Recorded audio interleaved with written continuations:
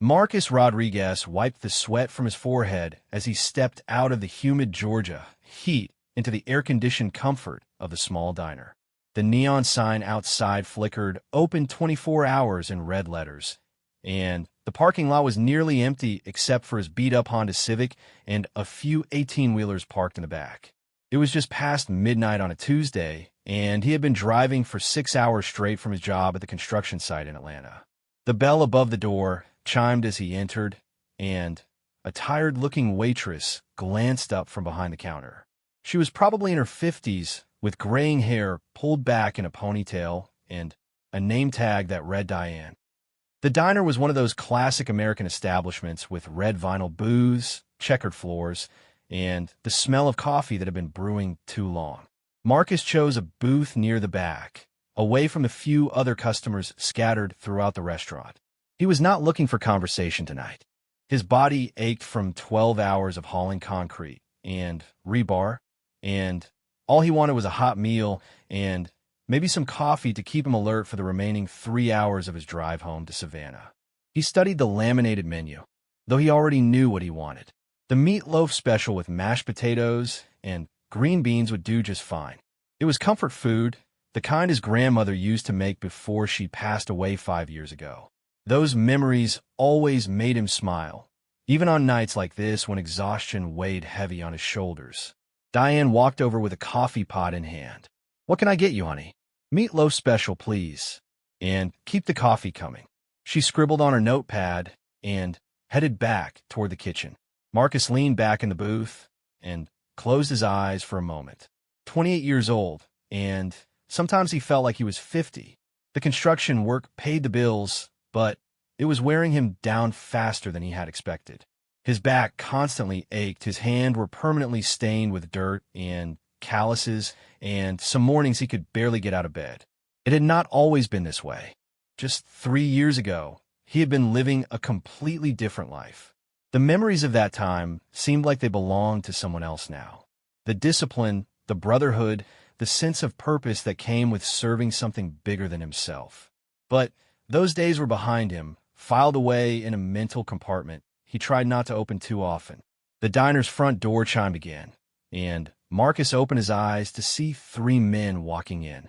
They were loud from the moment they entered, their voices carrying across the quiet restaurant. 2 of them appeared to be in their 30s, wearing jeans and T-shirts that stretched tight across their beer bellies. The third was younger, maybe early 20s, with the kind of swagger that suggested he was trying to prove something to his older companions. They slid into a booth near the front, and Marcus could hear fragments of their conversation. They were talking about their jobs at some factory, complaining about their supervisor, and making crude jokes about the women they worked with. Nothing unusual for a late-night crowd, but something about their energy put Marcus on edge. Maybe it was the way they kept glancing around the restaurant, or how their voices seemed to get louder with each passing minute. Diane brought his coffee and told him the food would be out in a few minutes. She looked tired, the kind of bone-deep exhaustion that came from working double shifts to make ends meet. Marcus had seen that look on his mother's face many times when he was growing up. She had worked 2 jobs just to keep food on the table and a roof over their heads after his father left when Marcus was 12. The 3 men at the front booth were getting rowdier.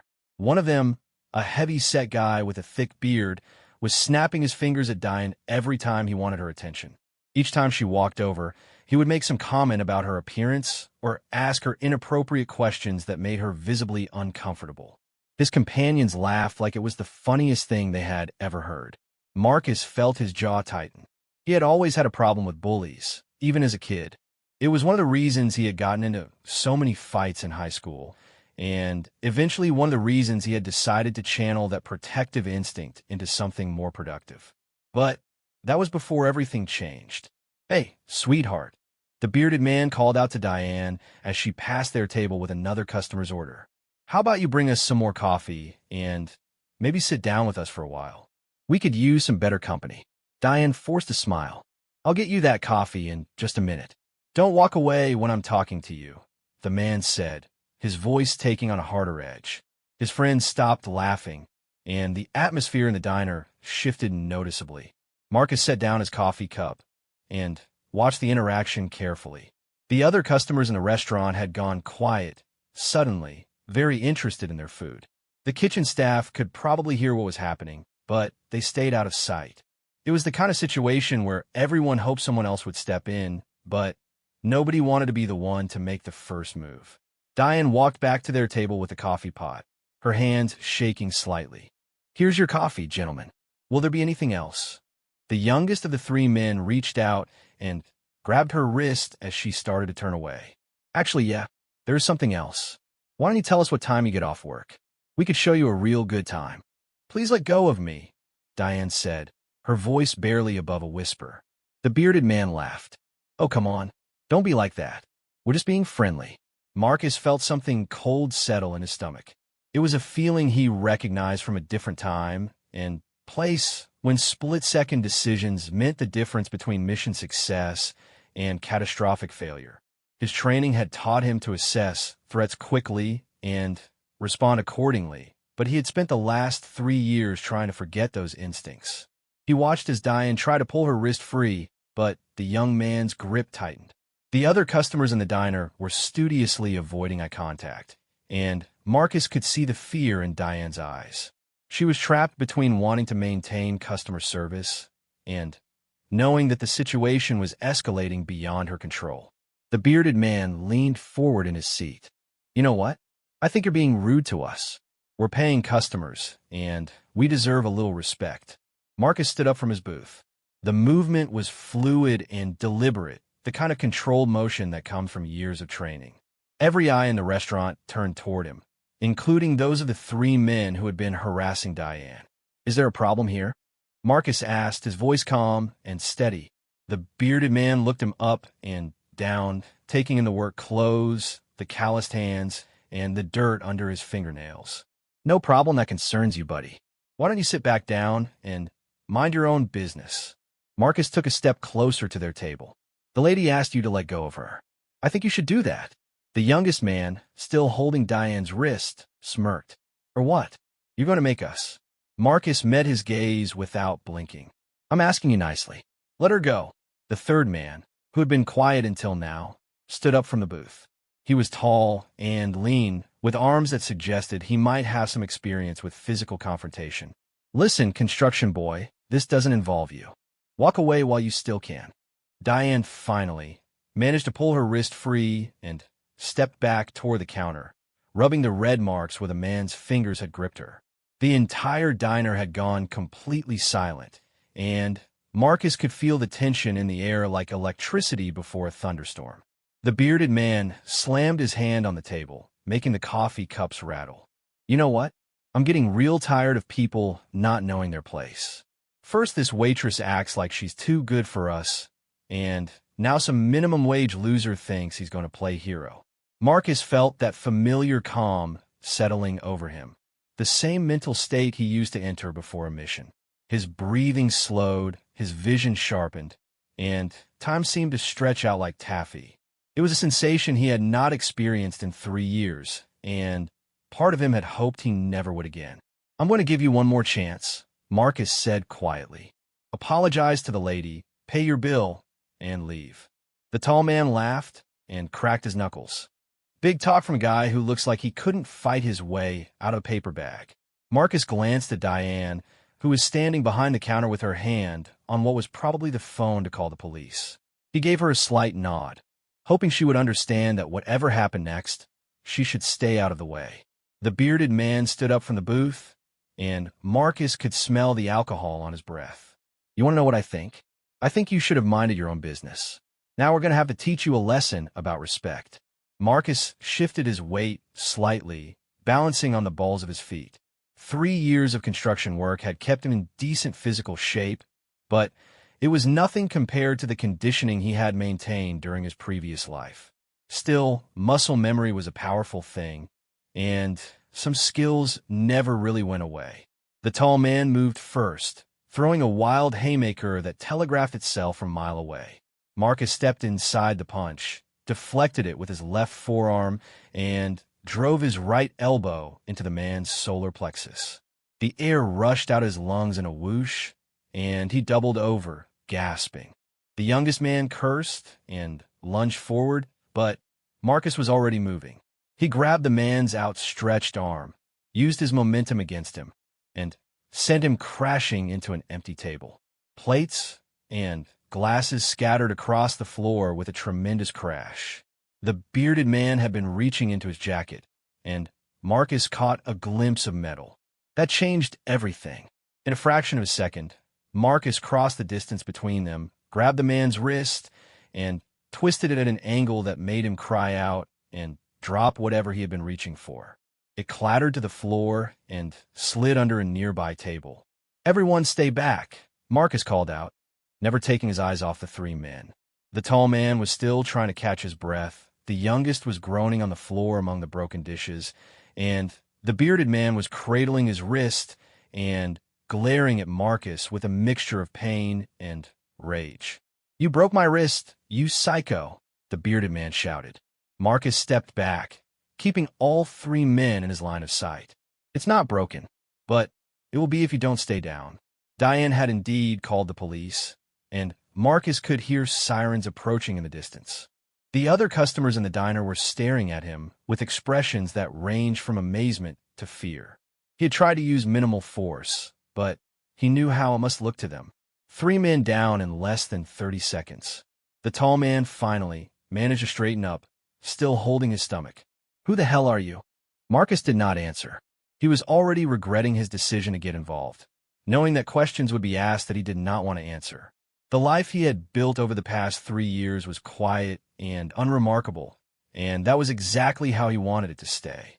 The sirens were getting closer, and red and blue lights began to flash through the diner's front windows. Marcus looked at Diane, who was staring at him with an expression he could not quite read. "Are you okay?" he asked her. She nodded, but her voice was shaky when she spoke. "Thank you." They were. I didn't know what they were going to do. The police cars pulled into the parking lot, and Marcus could see officers getting out and approaching the entrance. He took a deep breath and prepared himself for the questions that were about to come. Questions about who he was, where he had learned to fight like that, and why three grown men were now sitting on the floor of a small-town diner looking like they had been hit by a tornado. As the officers entered the restaurant with their hands resting on their service weapons, Marcus raised his hands slightly to show that he was not a threat. It was a gesture that came naturally to him, the product of training that emphasized de-escalation and clear communication with law enforcement. "Officers," he said calmly, "these men were harassing the waitress. I intervened when the situation became physical." One of the officers, a middle-aged man with sergeant stripes, looked around the restaurant at the overturned table, broken dishes, and three men in various states of disarray. His eyes settled on Marcus, taking in his calm demeanor and relaxed posture. "Sir, I'm going to need you to step over here and keep your hands where I can see them," the sergeant said. Marcus complied without argument, moving slowly and deliberately. He had been through situations like this before, though admittedly not in a civilian context. The key was to remain calm, follow instructions, and let the facts speak for themselves. As the officers began to sort out what had happened, Marcus caught sight of his reflection in the diner's front window. For just a moment, he saw not the tired construction worker he had become, but the person he used to be, the person he had tried so hard to leave behind. The meatloaf special that Diane had ordered for him still sat waiting in the kitchen, growing cold. 2 hours later, Marcus sat in the passenger seat of his Honda Civic while Officer Janet Mills filled out her incident report. The three troublemakers had been loaded into separate patrol cars and taken to the county jail on charges of disorderly conduct, assault, and weapons possession. The knife that the bearded man had been reaching for turned out to be a switchblade, which was illegal to carry in Georgia. Officer Mills was in her early 40s with short brown hair and the kind of direct manner that suggested she had seen her share of late-night disturbances. She had been the one asking most of the questions, while her partner, a younger officer named Davis, had taken statements from the other witnesses. "So, Mr. Rodriguez," Officer Mills said, looking up from her paperwork, "you said you learned to defend yourself in the military?" Marcus nodded. "Yes, ma'am. Basic self-defense training." It was not technically a lie, but it was far from the complete truth. His actual training had gone well beyond basic self-defense, but he saw no reason to elaborate. The less said about his background, the better. "Which branch?" Mills asked. "Navy," Marcus replied. Officer Mills made a note on her report. "Well, you certainly handled yourself well. Those three have been causing problems around here for months. This is the first time anyone has stood up to them." Marcus looked back at the diner, where Diane and the kitchen staff were cleaning up the mess from the overturned table. The other customers had long since finished their meals and left, eager to avoid any further involvement in the situation. "Is the waitress pressing charges?" Marcus asked. "She is," Officer Mills confirmed. "Assault and harassment. The one who grabbed her wrist left bruises, and we've got multiple witnesses who saw the whole thing." Marcus felt a sense of satisfaction at that news. Diane seemed like a good person who was just trying to do her job, and she did not deserve to be treated the way those men had treated her. Officer Mills closed her notepad and looked at Marcus with an expression that seemed to be evaluating him. "You know, we could use more people like you around here. People who are willing to step up when they see something wrong." "I'm just passing through," Marcus said. "I live down in Savannah." "What do you do for work?" "Construction. Mostly commercial buildings." Officer Mills nodded. "Honest work. My brother's in construction. Says it's tough on the body." Marcus agreed, though his aches and pain seemed insignificant compared to the adrenaline that was still slowly leaving his system. He had not been in a physical confrontation since leaving the Navy, and he was surprised by how naturally his training had come back to him.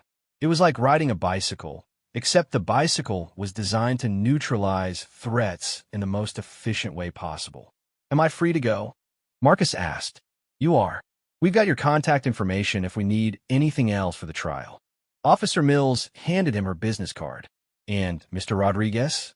Thank you for doing the right thing." A lot of people would have just looked the other way.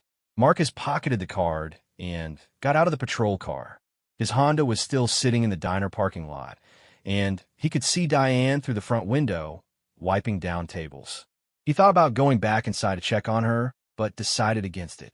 He had already drawn enough attention to himself for one night. The drive home to Savannah was quiet and uneventful. Marcus kept his radio off and let his mind wander as he drove through the empty highways of rural Georgia. The incident at the diner had stirred up memories he usually kept buried, and he found himself thinking about the path that had led him from his old life to his current one. He had joined the Navy at 18, fresh out of high school, and looking for direction. His mother had been worried about him following his father's path of drifting from one dead-end job to another, and the military had seemed like a way to break that cycle. Basic training had been challenging, but manageable, and he had quickly discovered that he had a natural aptitude for the more specialized skills the Navy had to offer. The selection process for SEAL training had been brutal. Out of his class of 200 candidates, only 26 had made it through Hell Week.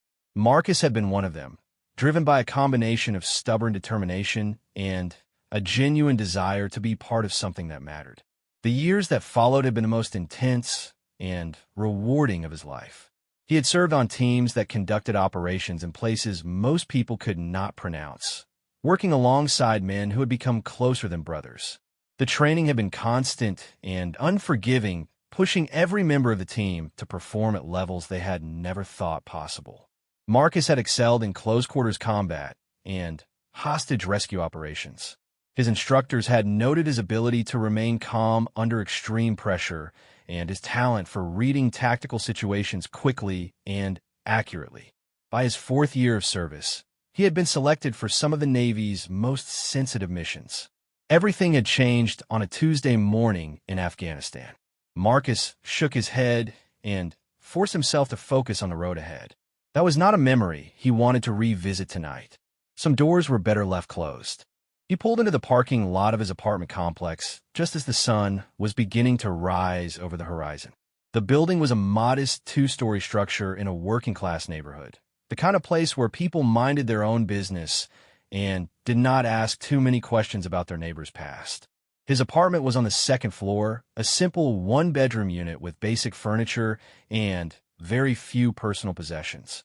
Marcus had never been one for accumulating things, and his current lifestyle required even less than his previous one had. A bed, a couch, a television, and a small kitchen table were about all he needed. He showered and tried to get some sleep, but his mind kept replaying the events at the diner. Not the fight itself, which had been over so quickly that it barely registered, but the moment when he had made the decision to stand up. For 3 years, he had kept his head down and avoided situations that might reveal who he really was. Last night, he had thrown all of that caution out the window for the sake of a waitress he did not even know. Marcus finally drifted off around 9 in the morning, and when he woke up 6 hours later, he had 3 missed calls on his phone. 2 were from unknown numbers, which he ignored, but the third was from his foreman at the construction site. "Marcus, this is Bill. I need you to call me back as soon as you get this. We've got a situation here." Marcus called back immediately. Bill Henderson had been his supervisor for the past 2 years, and he was not the type to create drama over minor issues. "Marcus, thank God you called," Bill said as soon as he picked up. "I've got reporters here asking questions about you." "Reporters?" Marcus felt his stomach drop. "What kind of questions?" "They want to know about the guy who took down 3 men at a diner last night. Apparently, somebody recorded the whole thing on their phone and put it on social media. It's going viral." Marcus closed his eyes and cursed under his breath. In all the chaos of the incident, he had not noticed anyone filming. But in today's world, someone always had their phone out. "What exactly did they record?" Marcus asked. "The fight mostly, but also the part where the cops were asking you questions. People are calling you a hero, Marcus. The story's all over the local news." Marcus sat down heavily on his couch. This was exactly what he had been trying to avoid for the past 3 years. The last thing he needed was media attention and people digging into his background. "Have you told them anything?" Marcus asked. "Just that you're a good worker and you keep to yourself." "But, Marcus, these reporters are persistent. They're going to keep digging until they find what they're looking for." Marcus thanked Bill and hung up the phone. He turned on his television and flipped to the local news channel. Sure enough, there was a story about the Good Samaritan who had intervened in a harassment situation at a rural Georgia diner. The reporter was standing outside the restaurant, interviewing Diane about what had happened. "He saved me," Diane was saying to the camera. "Those men were getting aggressive, and I didn't know what they were going to do. This young man stepped in and stopped them before things got really bad." The reporter asked if she knew anything about the man who had helped her. "Just that his name is Marcus, and he works construction," Diane replied. "But I'll tell you one thing. He knew exactly what he was doing. I've never seen anyone move like that." Marcus turned off the television and went to his laptop. A quick search of social media confirmed his worst fears. The video had indeed gone viral, with hundreds of thousands of views and thousands of comments. The footage was grainy and shot from across the restaurant, but it clearly showed Marcus taking down all 3 men with what the commenters were calling military precision. Most of the comments were positive, praising him for standing up to bullies and protecting a vulnerable woman.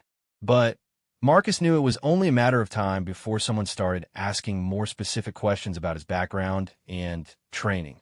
His phone rang again. This time it was an unknown number with an area code he did not recognize. "Is this Marcus Rodriguez?" asked a woman's voice. "Who's asking?"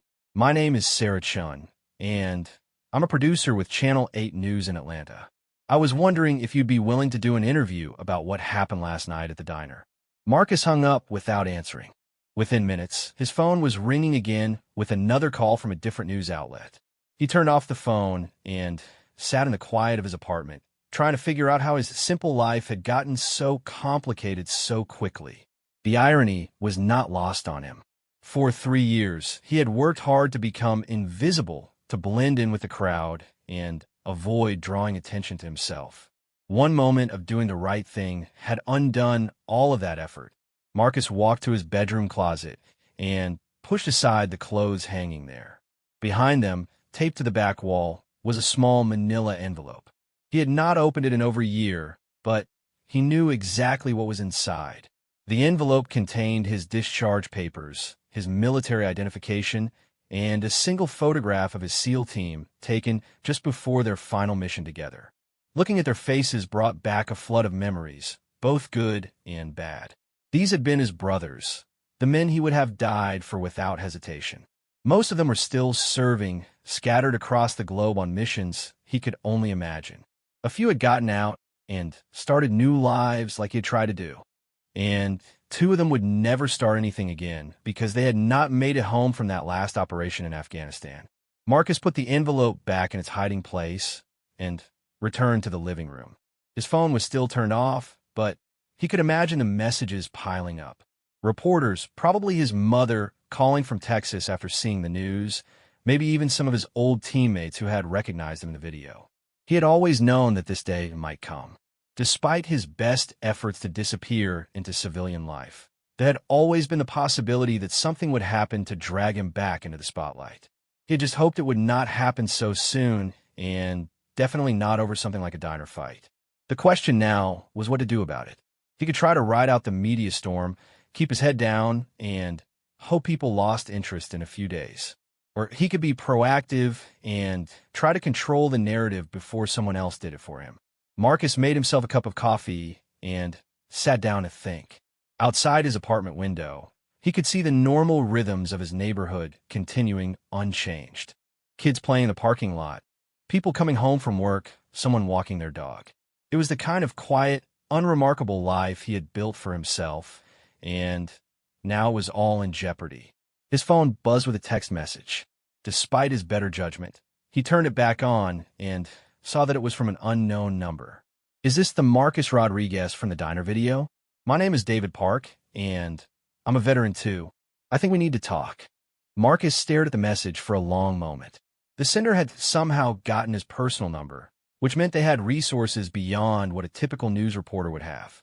And the reference to being a veteran suggested they might know more about his background than he was comfortable with. He was about to delete the message when another one came through from the same number. I know you probably want to stay off the radar. So do I. But some things are bigger than our personal privacy. Check the news. There's something you need to see. Against his better judgment, Marcus turned his television back on and found a national news channel. What he saw there made his blood run cold. A breaking news banner scrolled across the bottom of the screen. Multiple armed robberies target military veterans in southeastern states. Marcus turned up the volume as the news anchor continued the report. The screen showed a map of the southeastern United States with red dots marking locations across Georgia, Alabama, Tennessee, and the Carolinas. Law enforcement agencies across 5 states are investigating a coordinated crime spree targeting military veterans, the anchor said. The perpetrators appear to be using information gleaned from social media and public records to identify and target former service members, particularly those who live alone or in isolated areas. Marcus felt a chill run down his spine as the details emerged. The criminals were sophisticated, using detailed reconnaissance to learn their victims' routines and vulnerabilities. They knew when veterans would be home alone, what valuables they might have, and, most importantly, whether their targets had the training to fight back. In each case, the reporter continued, the victims were former special operations personnel who had chosen to live quiet lives after their military service. The attacks appear designed not just to rob, but to send a message. The screen showed security footage from a home invasion in Tennessee. 3 men in masks breaking down a front door, moving with tactical precision that suggested military training of their own. The homeowner, identified only as a former Army Ranger, had been hospitalized with severe injuries. Marcus's phone buzzed again. Another message from the unknown number. Still think you can stay invisible? They're coming for people like us. We need to talk. Meet me at Forsyth Park in Savannah by the fountain. 1 hour. Marcus stared at the message, his mind racing. The timing was too coincidental. His face had been plastered all over social media, and the news clearly identifying him as someone with military training. If there really was a group targeting veterans, he had just painted a huge target on his back. He looked around his apartment with new eyes, suddenly aware of how vulnerable his position was. 2nd floor. Only one exit. Neighbors who barely knew his name. If someone wanted to find him, it would not be difficult. The rational part of his mind told him to pack a bag and disappear. He had enough money saved to start over somewhere else, maybe under a different name. It would not be the first time he had reinvented himself. But another part of him, the part that had been shaped by years of military service, rebelled against the idea of running. If there really was a group targeting veterans, then hiding would only delay the inevitable. Eventually, they would find him, and when they did, he would be facing them alone. Marcus made his decision. He changed into dark jeans and a black t-shirt, clothing that would allow him to move freely if the situation required it. He also grabbed a small backpack and loaded it with items that might prove useful: a flashlight, zip ties, a first aid kit, and a few other tools he had kept from his previous life. Before leaving the apartment, he called his foreman Bill and told him he needed to take a few personal days. He did not elaborate, and Bill was smart enough not to ask too many questions. The drive to Forsyth Park took 20 minutes through downtown Savannah. Marcus had always loved this part of the city, with its historic squares, moss-draped oak trees, and antebellum architecture. It was the kind of place where the past felt alive, where every building had a story to tell. Forsyth Park was a 30-acre green space in the heart of the historic district, anchored by an ornate fountain that dated back to the 1850s. During the day, it was filled with joggers, dog walkers, and tourists taking photographs. At 7 in the evening, it was much quieter, with only a few people scattered across the expanses of grass. Marcus parked on a side street and approached the fountain on foot, using the walking paths that wound through the park. His training had taught him to always be aware of his surroundings, to identify potential threats and escape routes before entering any situation. The man waiting by the fountain was not what Marcus had expected. He was Asian American, probably in his mid-30s, wearing khaki pants and a polo shirt that made him look, but the man seemed to be alone, and his body language suggested he was genuinely there for a conversation, not a confrontation. "Marcus Rodriguez?" the man asked as Marcus drew near. "That depends on who's asking." The man closed his book and stood up. "David Park. I served with the 75th Ranger Regiment for 6 years. Did 3 tours in Afghanistan before I got out in 2019. Marcus studied the man's face, looking for signs of deception. But David Park had the unmistakable bearing of someone who had seen combat, the kind of alertness that never completely went away, even in civilian settings. "How did you get my number?" Marcus asked. "I have friends who work in information technology," David replied. "But that's not important right now. What's important is that you're in danger, and so am I, and so are a lot of other veterans who just want to be left alone." David gestured to the bench, and both men sat down. The fountain splashed quietly beside them, and the evening air was thick with the humid warmth of a Georgia summer. "Tell me about these robberies," Marcus said. David pulled out his phone and showed Marcus a series of news articles and police reports. It started 3 months ago in Alabama. A former Navy SEAL living in a rural area was attacked in his home by 3 men. They knew his schedule, they knew he lived alone, and they knew exactly what kind of resistance to expect. Marcus scrolled through the information. The pattern was chilling in its consistency. Former Special Operations personnel, all living quiet civilian lives, all targeted with military precision. The victims who survived all described the same thing, David continued. The attackers moved like they had training, military training, and they seemed to know personal details about their targets that weren't public information. "How many incidents?" Marcus asked. 17 confirmed, probably more that haven't been reported or connected to the pattern yet. 2 fatalities, 8 hospitalizations, and 7 missing persons. Marcus felt his stomach tighten. Missing persons? Former Special Operations guys who just disappeared. No bodies found, no evidence of struggle. Just gone. David showed him photographs of the missing men. Marcus did not recognize any of them personally, but they all had the same look he saw in his own mirror every morning. The look of men who had seen things they could never unsee, who carried invisible burdens that only other veterans could understand. "Why are you telling me this?" Marcus asked. "Because your little show at the diner last night put you on their radar," David said. The video has been viewed over 2 million times. Every news outlet in the Southeast is running stories about the mysterious hero who took down 3 attackers with military precision. You might as well have painted a target on your forehead. Marcus leaned back on the bench, processing the implications. And you? Why are you getting involved? David was quiet for a moment, staring at the fountain. Because they already tried to get me. 2 weeks ago, 3 men broke into my house in Charleston. They made one mistake, though. They assumed I lived alone. My wife was upstairs with our daughter, and she called 911 while I dealt with the intruders. What happened? Let's just say they left in a hurry. But not before I got some information out of one of them. David pulled out a small notebook and showed Marcus a series of names, addresses, and license plate numbers. This isn't random, Marcus. This is organized. Someone is funding it, planning it, and executing it like a military operation. Marcus studied the information, his mind automatically analyzing the data like he had been trained to do. The pattern was clear once you knew what to look for. The targets are all highly skilled former special operations personnel who had chosen to live low-profile civilian lives. What do they want? Marcus asked. That's what we need to find out. But I have a theory. David showed him another set of documents, these ones relating to private military contractors and mercenary organizations. There are a lot of people out there who would pay top dollar for operators with our kind of training, David said. People who need jobs done that require a very specific skill set. Marcus understood immediately. Forced recruitment. Think about it.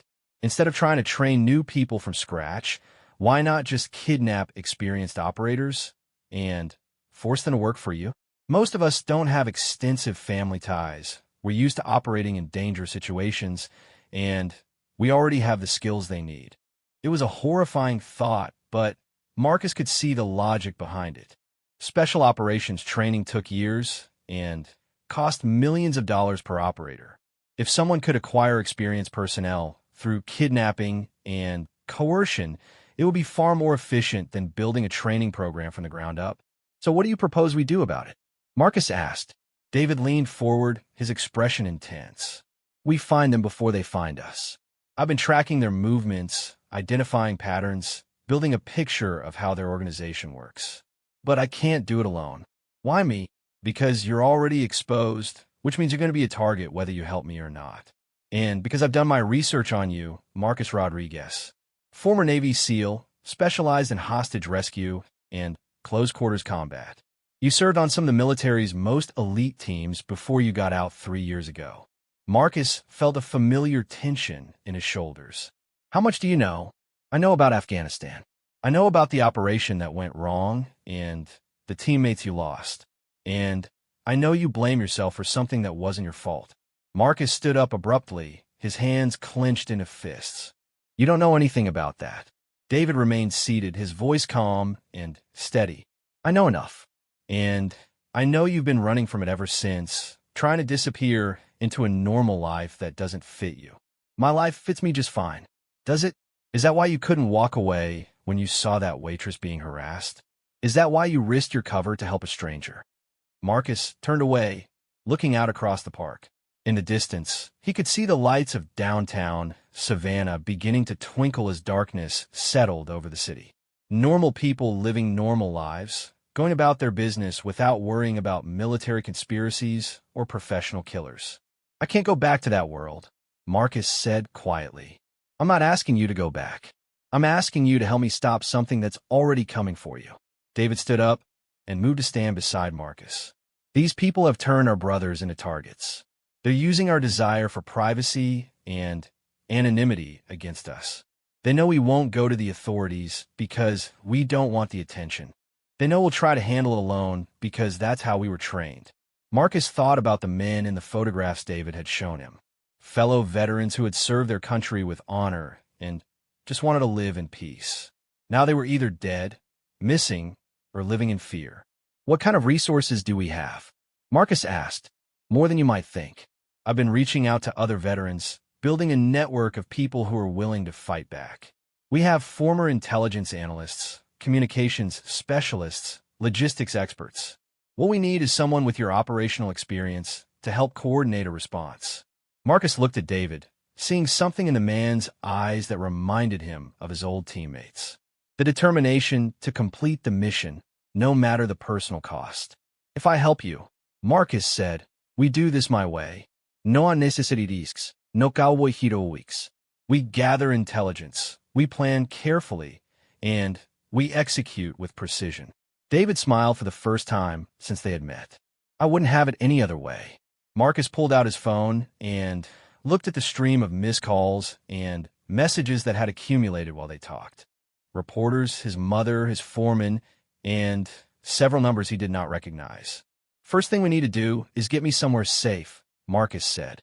"My apartment is compromised, and I can't go back to work until this is over." David nodded. "How about a safe house about an hour outside the city? Former military guy who's part of our network. He's got security, communications equipment, and enough space for us to set up an operations center." As they walked back toward their cars, Marcus felt a familiar sensation settling over him. It was the mental state he used to enter before a mission, when personal concerns faded away and everything became focused on the objective.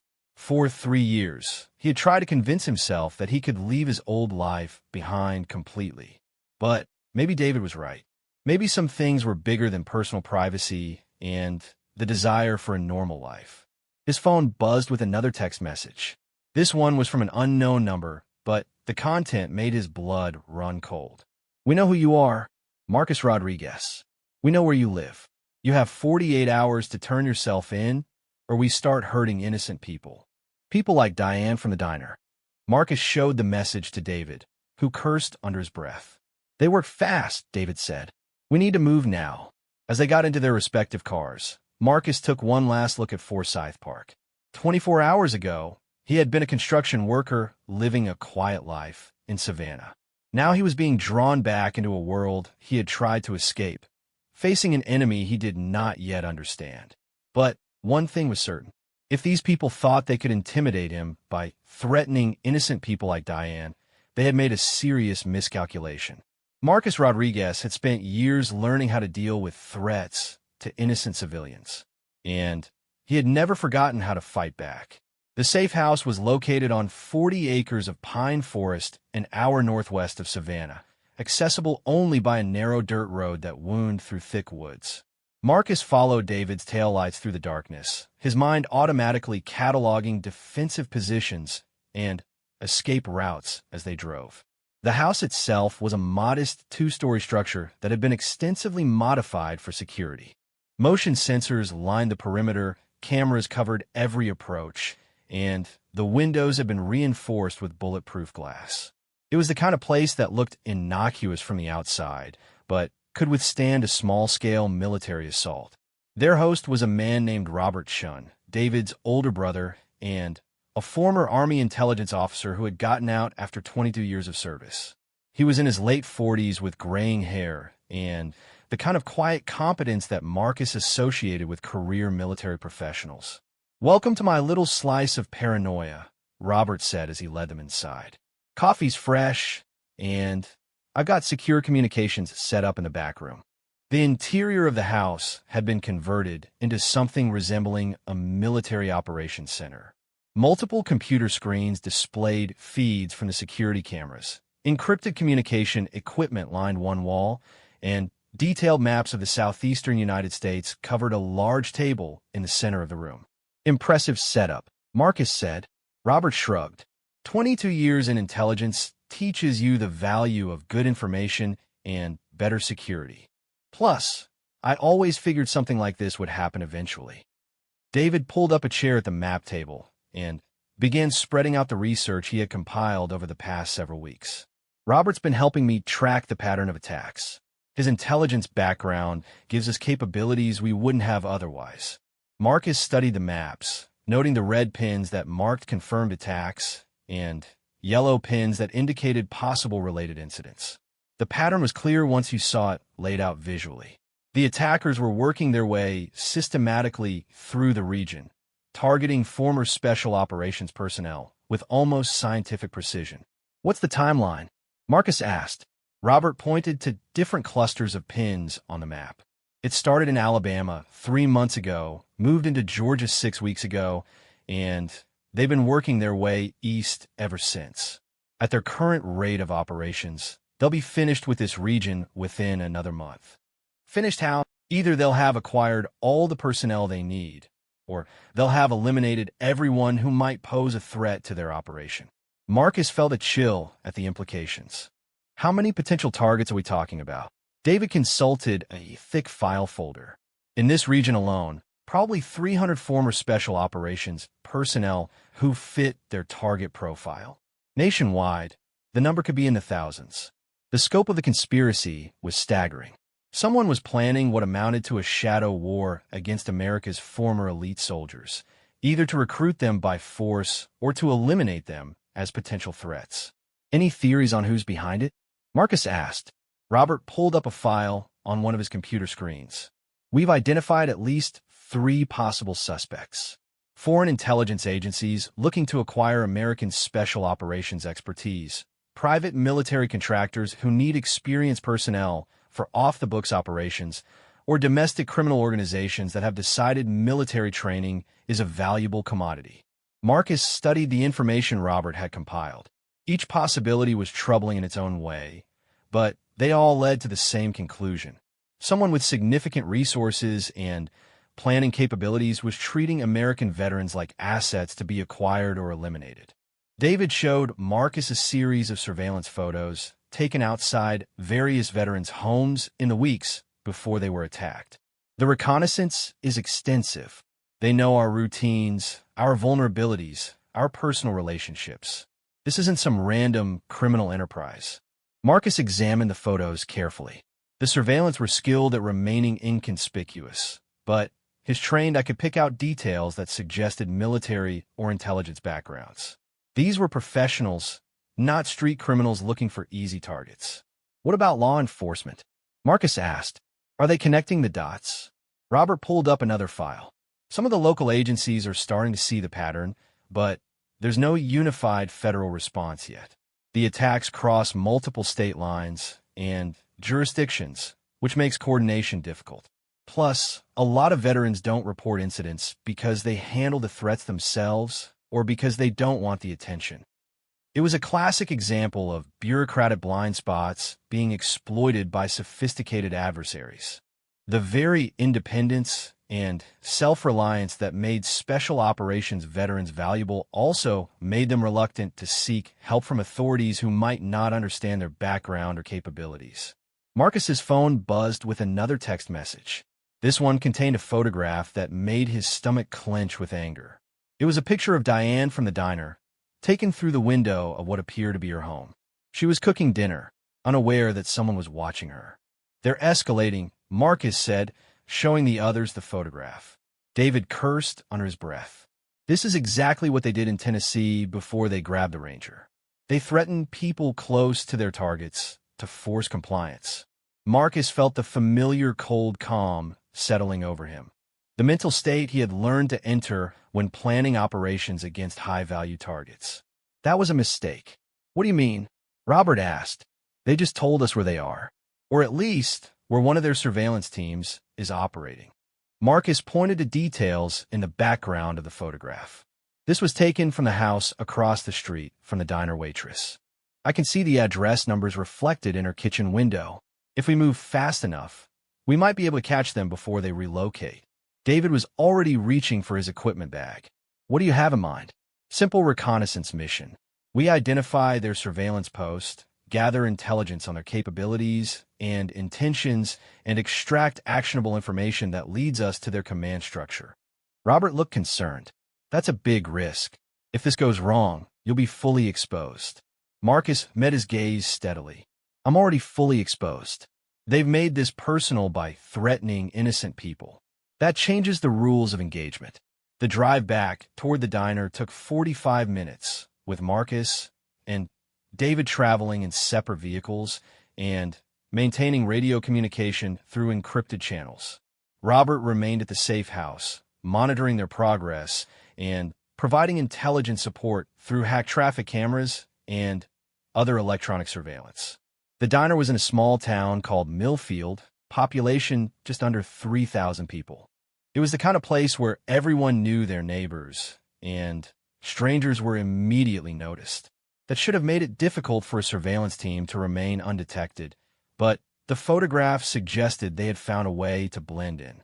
Marcus parked 2 blocks away from Diane's house and approached on foot, using the kind of urban camouflage techniques he had learned for operations in populated areas.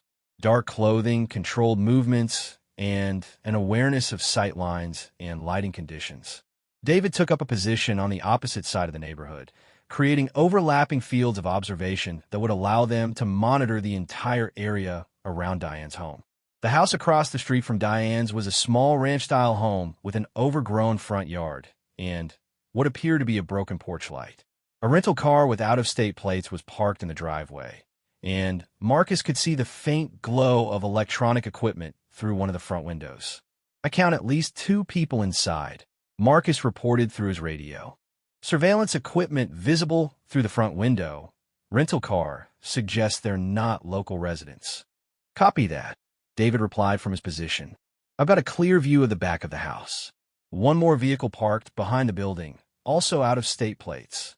Marcus settled into a concealed position behind a neighbor's garden shed and began a systematic observation of the surveillance house.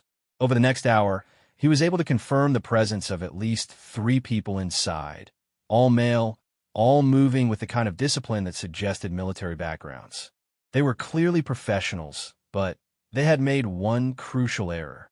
By threatening Diane directly, they had given Marcus a fixed location where he could confront them on his own terms. "Robert, are you getting this?" Marcus whispered into his radio. "Copy all. I'm running the license plates through databases now. Also monitoring police communications in case they've noticed unusual activity in the area." Marcus watched as one of the men inside the house moved to the window facing Diane's home and raised what appeared to be a high-powered camera with a telephoto lens. The level of surveillance was extensive, suggesting they were gathering detailed intelligence for an operation that would require precise timing. "They're planning something for tonight," Marcus reported. "The level of observation suggests they're finalizing operational details." "What's the play?" David asked. Marcus considered their options. They could call local law enforcement, but that would take time and might allow the surveillance team to escape. They could continue observing and try to follow the team when they moved, but that carried the risk of losing them in unfamiliar territory. Or they could take direct action. "I'm going in," Marcus decided. "If they're planning to move on Diane tonight, we need to stop them now." "That's risky," David warned. "We don't know what kind of backup they might have, which is why you're going to stay in position and provide overwatch. If things go wrong, you extract and report back to Robert." Marcus began moving toward the surveillance house, using the shadows and landscaping to remain concealed. His approach was methodical and patient, the kind of movement that had been drilled into him through countless training exercises and real-world operations. The front door of the house was locked, but Marcus had been taught techniques for silent entry that worked on most residential locks.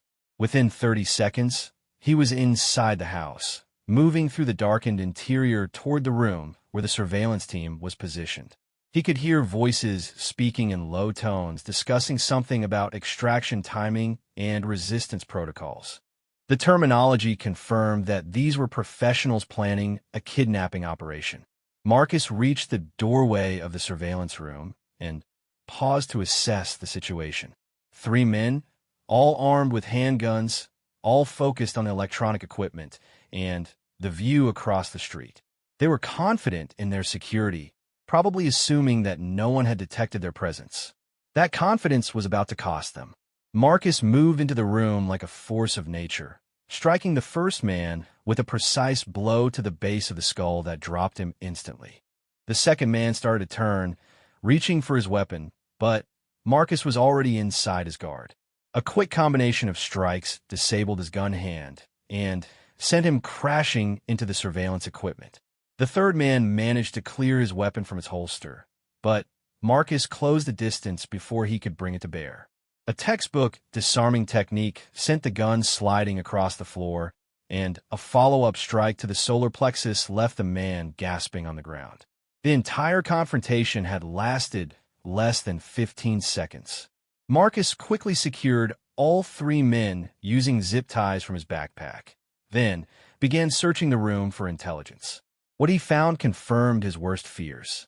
Detailed files on dozens of veterans across the southeastern United States, operational plans for systematic kidnappings, and communications equipment that suggested coordination with a much larger organization. Package secured. Marcus reported through his radio. Beginning intelligence collection. Copy that. Local police are still quiet. No indication they've noticed the disturbance. Marcus photographed the documents and files, then began searching for anything that might indicate where the kidnapped veterans were being taken. A laptop computer appeared to contain encrypted communications, but he would need Robert's expertise to break the encryption. One file caught his attention immediately. It contained detailed information about him, including his military service record, his current address, and even photographs of his daily routine. They had been watching him for longer than he realized.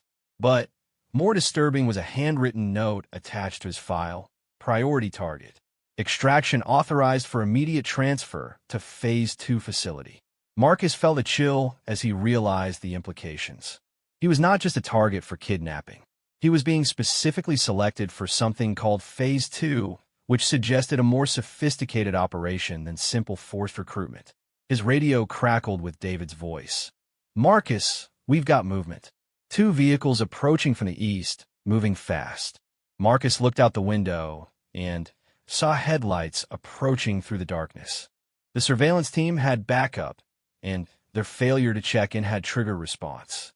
Time to go, Marcus said, grabbing the laptop and as many files as he could carry. Meet at extraction point Alpha. He moved quickly through the house toward the back exit, but the sound of vehicles pulling into the driveway told him his window of opportunity was rapidly closing. The backup team would surround the house within minutes, and he would be trapped inside with 3 unconscious prisoners and enough evidence to expose the entire conspiracy. Marcus made a split-second decision that would change everything that followed. Instead of running, he turned back toward the surveillance room and did something that went against every instinct for operational security he had ever developed. He picked up one of the cameras that had been focused on Diane's house and turned it toward himself. If this organization wanted to know who Marcus Rodriguez really was, he was going to show them, and they were going to regret ever threatening innocent people to get to him. Marcus looked directly into the camera lens, his expression calm and controlled despite the sound of boots hitting the ground outside the house. My name is Marcus Rodriguez, he said clearly. United States Navy SEAL, Team 6, 7 years of service. You made a mistake when you decided to threaten innocent people to get to me. He gestured to the unconscious men zip-tied on the floor around him. These are your operatives. In about 30 seconds, your backup team is going to come through that door and find them like this. I want you to understand something very clearly. Marcus moved closer to the camera, his voice dropping to the kind of quiet intensity that had once terrorized enemy combatants in a dozen countries. I spent 7 years hunting people like you. People who think they can take whatever they want, whenever they want it. People who believe that veterans like me are just assets to be collected or eliminated. The sound of someone trying a front door echoed through the house. Marcus ignored it, keeping his focus on the camera. You've been systematically targeting my brothers. Men who serve their country with honor and just wanted to live in peace. You've turned their desire for privacy against them, used their reluctance to involve authorities as a weapon. Marcus picked up one of the files from the floor, holding it so the camera could see the photographs and personal information it contained. You know everything about us. Our training, our capabilities, our weaknesses. You've done your homework. But there's one thing you didn't account for. The front door splintered open, and Marcus could hear tactical commands being shouted as the backup team entered the house. You forgot that we don't fight alone. We fight as a team. And you just gave us all the motivation we needed to come after you. Marcus dropped the file and moved away from the camera. The backup team would be in the surveillance room within seconds, but He had accomplished what he needed to do. His message would be transmitted back to whoever was running this operation, and they would know that the game had changed. He slipped out the back window just as the first tactical team member reached the surveillance room. The yard behind the house was dark and overgrown, providing excellent concealment for someone who knew how to use shadows and terrain to his advantage. Marcus moved through the neighborhood like a ghost, avoiding the streets and using backyards, drainage ditches, and patches of woods to remain invisible. His military training had included extensive work in urban evasion, and he put those skills to use now as he made his way to the extraction point where David was waiting. "About time," David said as Marcus slipped into the passenger seat of the idling car. "I was starting to think you'd decided to take on the entire organization single-handed." "Just sending a message," Marcus replied, settling the stolen laptop and files on his lap. "Drive." They maintained radio silence during the 40-minute drive back to the safe house, both men aware that their communications might now be monitored by hostile forces. The intelligence Marcus had gathered would be invaluable, but it had come at the cost of revealing their involvement to the enemy. Robert was waiting for them when they arrived, his bank of monitors showing news feeds from local television stations. "You've caused quite a stir," he said without preamble. "Police found 3 unconscious suspects, a house full of surveillance equipment, and what they're calling evidence of a coordinated criminal enterprise." Marcus handed over the laptop and files. "Everything we need to understand their operation should be in here. Can you break the encryption?" Robert was already connecting the laptop to his own systems. "Give me an hour. Military-grade encryption takes time, but I've got some tools that might work." While Robert worked on the digital intelligence, Marcus and David spread out the physical files on the map table. What they found painted a picture of an operation far more sophisticated and extensive than they had imagined. "Look at this," David said, holding up an organizational chart. "They've got teams operating in 12 different states. It's not just the Southeast, they're nationwide." Marcus studied the chart, noting the hierarchical structure and operational designations. "This is a military organization. Look at the command structure, the operational security protocols, the mission planning process. Whoever's running this has serious military experience." The files contain detailed profiles on hundreds of veterans, organized by specialty and level of training. Combat engineers, intelligence specialists, medics, communications experts, and at the top of the priority list, former special operations personnel. They're building an army, Marcus realized, not just recruiting random soldiers for hire. They're systematically acquiring specialists to create a complete military capability. David pointed to a series of financial documents mixed in with the operational files. "Look at the funding sources. Shell companies, offshore accounts, payments traced back to at least 6 different countries. This isn't some private military contractor. This is state-sponsored." The implications were staggering. Foreign governments were essentially conducting kidnapping operations on American soil, targeting the very people who had once served as the nation's elite warriors. Robert looked up from his computer screens. "I've broken the first layer of encryption. You're going to want to see this." The laptop screen displayed a map of the United States with dozens of red dots marking what appeared to be detention facilities. Each facility was coded by capacity and security level, with the highest security sites located in remote areas of Montana, Nevada, and Alaska. "Phase 2 facilities," Robert explained, reading from the encrypted files. "High-value targets are processed through basic detention centers, then transferred to these remote locations for what they call conversion training." Marcus felt his blood run cold. Conversion training? Psychological conditioning, coercion techniques, leveraged through threats to family members. They're not just kidnapping veterans. They're trying to turn them into assets for foreign intelligence operations. The laptop contained detailed records of the conversion process, including profiles of veterans who had been successfully converted and others who had been classified as uncooperative and marked for elimination. David pulled up a list of missing persons that corresponded to the files they had captured. 17 veterans confirmed missing, but according to this, they've actually taken over 40 people. The others were never reported because they successfully convinced family members that their loved ones had left voluntarily. Marcus studied the files of the missing veterans, recognizing the kind of men he had once served alongside. Highly trained, fiercely loyal to their country, and exactly the type of people who would resist foreign coercion with every fiber of their being. Were they being held? Marcus asked. Robert pulled up detailed facility layouts on a screen.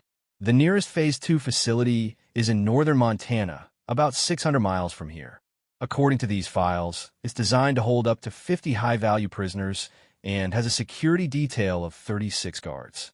Marcus was already thinking tactically, automatically assessing the facility's vulnerabilities and potential approaches.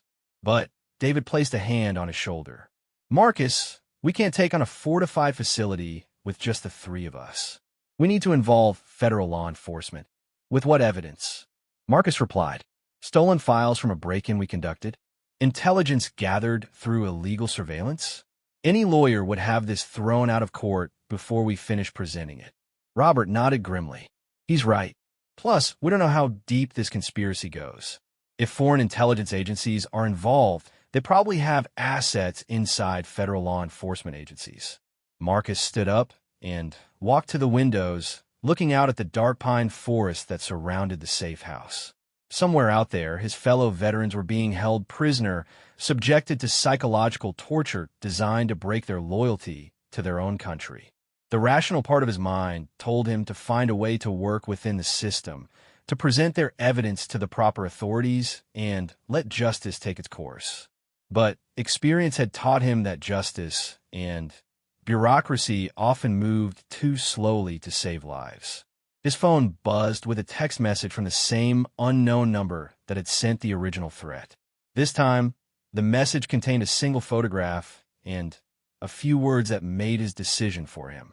The photograph showed a man in military fatigues sitting in what appeared to be a concrete cell. He was bruised and obviously exhausted, but Marcus recognized him immediately. It was John Castellanos, a fellow SEAL who had served on Marcus's team during their final deployment in Afghanistan. The text beneath the photograph was simple.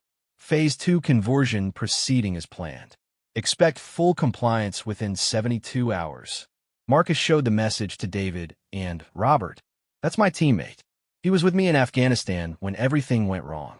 If they're using him to get to me, it means they know more about my background than just what's in public records. David studied the photograph. Could be psychological warfare. They might have grabbed him specifically because they knew it would force you to act. Probably, Marcus agreed. But it doesn't matter. I'm not leaving him in there. Robert pulled up the Montana facility schematics on his computer. Even if we could get there without being detected, the security is overwhelming. Motion sensors, armed patrols, electronic surveillance. It's designed to keep people in, but it would be just as effective at keeping people out. Marcus studied the facility layout, his mind automatically beginning the planning process he had used for dozens of hostage rescue operations. Identify the target, assess the defenses, determine the best approach, plan for contingencies. What kind of resources do we have access to? Marcus asked. David consulted a list of contacts he had compiled. I've got 17 veterans in our network who are willing to help. Mix of specialties, couple of snipers, demolitions expert, medic intelligence analyst. Most are in the southeast, but a few are scattered around the country. Transportation. Robert smiled grimly. My brother-in-law runs a charter flight service. He's also a former Air Force pilot who doesn't ask too many questions about unusual cargo requirements. Marcus felt the familiar sensation of a plan beginning to form in his mind. It would be dangerous, probably suicidal, and would require split-second timing and flawless execution. In other words, exactly the type of mission he had been trained to conduct. How long to get everyone in position? Marcus asked. David was already reaching for his encrypted phone. Give me 12 hours to make the calls. Most of these guys can drop everything and move if the situation is urgent enough. And it is, Marcus confirmed. Every hour we wait is another hour our people are being tortured and broken. Every day we delay is another chance for this organization to grab more veterans. Robert pulled up weather reports and satellite imagery for the Montana facility. Terrain is mountainous, heavily forested. Nearest town is 40 miles away. If things go wrong, we'll be completely on our own. Marcus nodded, already mentally preparing himself for what was to come. For 3 years, he had tried to live a quiet civilian life, to put the violence and intensity of his military service behind him. But some things were more important than personal peace. His fellow veterans were being held prisoner by foreign agents, subjected to torture designed to turn them into weapons against their own country. The system that was supposed to protect them had failed, either through incompetence or corruption. That left people like Marcus to do what they had always done: complete the mission, no matter the cost. "Make the calls," Marcus said. "We move tomorrow night." As David began contacting their network of veteran allies, Marcus stared at the photograph of John Castellanos on his phone. His teammate looked tired and beaten, but there was still something in his eyes that suggested he had not broken. Not yet. Marcus made a silent promise to his imprisoned teammate, to all the veterans being held in facilities like the one in Montana, and to the memory of the men who had not made it home from Afghanistan. Never again would he stand by while good people suffered because evil people believed they could act with impunity. Never again would he choose safety over doing what was right. Never again would he let his brothers down. The war was far from over.